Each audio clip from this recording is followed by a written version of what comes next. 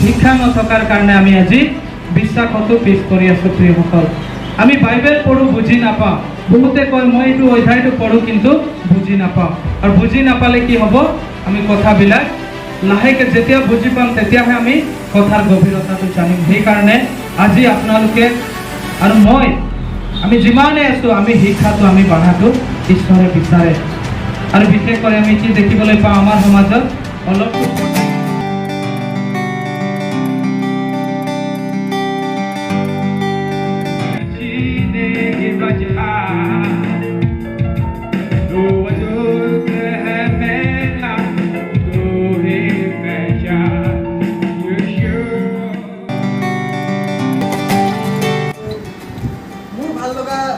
মুহূৰ্তটো মই আপোনাক ক'ব পাৰোঁ নেকি? মানে মোৰ জীৱনৰ আটাইতকৈ ভাল লগা দিনটো ক'ব পাৰোঁ নেকি? নিশ্চয় এনেকুৱা এটা সময় আছিলে, মই মোৰ জীৱনত বনাই ঘূৰি ফুৰিছিলোঁ। মোৰ জীৱনত মানে শান্তি নাছিলে আৰু মই বহুত অধৈৰ্য আছিলোঁ আৰু মই আলকাহলিক আছিলোঁ, বহুত মদ খাইছিলোঁ মই। আৰু তাৰ কাৰণে ঘৰত শান্তি নাছিলে আৰু মানে একেবাৰে জীৱনটো মানে মই এনেকুৱা এটা স্তৰত আছিলোঁ, মই এনেকুৱা ভাবিছিলোঁ নিজেও মানে বহুতবাৰ ট্ৰাই কৰিলোঁ মৰিবৰ কাৰণে। কিন্তু এনেকুৱা এটা সময় আহিলে, মোৰ লগৰ এজনে মোৰ ঘৰত আহিলে আৰু যেতিয়া নেকি মই একেবাৰে নিৰাশাত আছিলোঁ, তেওঁ মোক এজন ঈশ্বৰৰ বিষয়ে ক'লে আৰু ক'লে যে সেই ঈশ্বৰজনে মোৰ জীৱনত আশা দিব পাৰে। আৰু তেওঁ ক'লে যে তেওঁ মানে সেই ঈশ্বৰজন মোৰ কাৰণে জীৱন এই পৃথিৱীত আহিলে, তেওঁ মোৰ পাপৰ কাৰণে ঈশ্বৰ নিজৰ প্ৰাণ দিলে আৰু সেই ঈশ্বৰজনে মোক পুনৰ ল'বলৈ আহিব।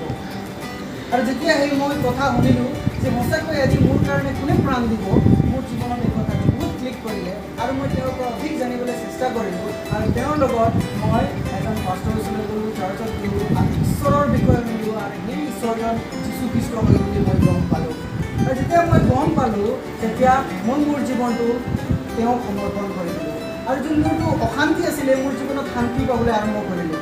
মই বহুত ৰাগিয়াল বস্তুত ডুব গৈ আছিলোঁ, গুটখা খাইছিলোঁ, তামোল খাইছিলোঁ, মদ খাইছিলোঁ। সেই বস্তুবিলাক ঈশ্বৰে মোক একেবাৰে এৰিবলৈ সহায় কৰিলে। আৰু মই কাজিয়া লাগিছিলোঁ, ঘৰত অশান্তি আছিলে, কিন্তু ঈশ্বৰে যেতিয়া ঈশ্বৰক মোৰ জীৱন দিলোঁ, মোৰ পৰিয়াল শান্তি হ'বলৈ আৰম্ভ হৈ গ'ল। আৰু এতিয়া মই ভাবোঁ যদি সেই ঈশ্বৰজন মোৰ জীৱনত নহা হয়, যদি মই ঈশ্বৰক গ্ৰহণ নকৰা হ'লে আজি মই ক'ত থাকিলোহেঁতেন আৰু থাকিলোহেঁতেন নে নাথাকিলোহেঁতেন সেইটো মই নাজানো। আপুনি এই ঈশ্বৰৰ বিষয়ে জানিব বিচাৰে? আপুনি 3টা পইণ্ট ফ'ল' কৰিব পাৰে, A, B আৰু C। A মানে হৈছে এডমিট, আপুনি ঈশ্বৰক নিজৰ জীৱন সমৰ্পণ কৰক, আমাক মানুহক ঈশ্বৰক জীৱন সমৰ্পণ কৰক। B, believe in him, okay, নিজকে সমৰ্পণ কৰি যীশুখ্ৰীষ্টক বিশ্বাস কৰা। C, নিজৰ পাপৰ পৰা ক্ষমা বিচাৰা। যেতিয়া পাপৰ পৰা আমি ক্ষমা পাম আপোনাৰ জীৱন মোৰ নিচিনাকৈ পৰিৱৰ্তন হ'ব। হালেলুয়া।